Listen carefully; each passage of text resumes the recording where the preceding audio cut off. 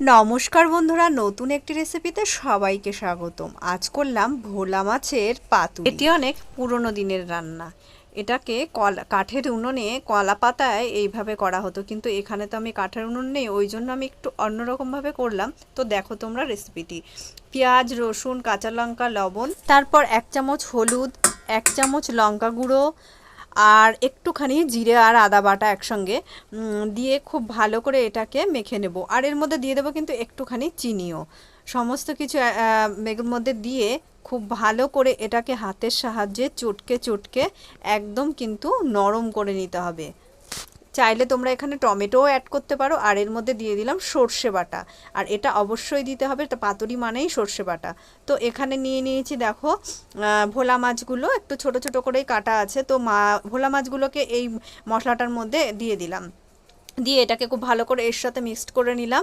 আর এর সঙ্গে অ্যাড করতে হবে কিন্তু সর্ষের তেল, যেটা আমার ভিডিওতে কিন্তু ডিলিট হয়ে গেছে কোনোভাবে ভিডিওটা, যে তেলটা অ্যাড করা। তো এখানে 100 গ্রাম মতো সর্ষের তেল অ্যাড করতে হয়েছিল।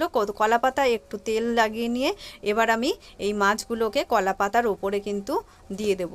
তো বন্ধুরা, তোমাদের যদি এই রেসিপিটি ভালো লাগে তাহলে কিন্তু অবশ্যই কমেন্ট করে জানাবে, আর অবশ্যই শেয়ার করবে, যাতে আমি নতুন আরও ভিডিও বানানোর অনুপ্রেরণা পাই।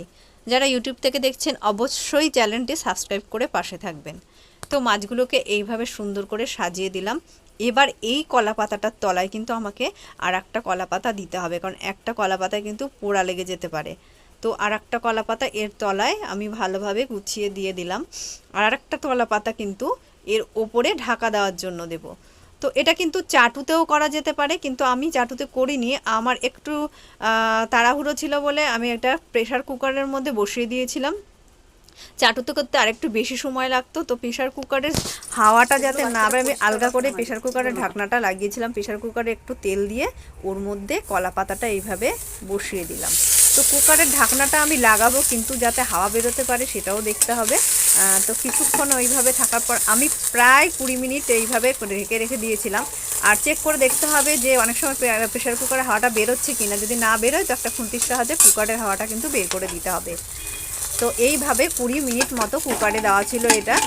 আর আর সমস্ত মশলা তেল একবারে মিলে মিশে খুব সুন্দর হয়েছিল রান্নাটি। তো 20 মিনিট পর দেখো যখন ঢাকনাটা খুললাম, পাতাগুলো কিন্তু এরকম হয়ে গেছে, কিছুই কিন্তু পোড়া লাগেনি। এবার এটা থেকে কিন্তু আমি এইভাবে পাতাগুলো তুলে নিলাম।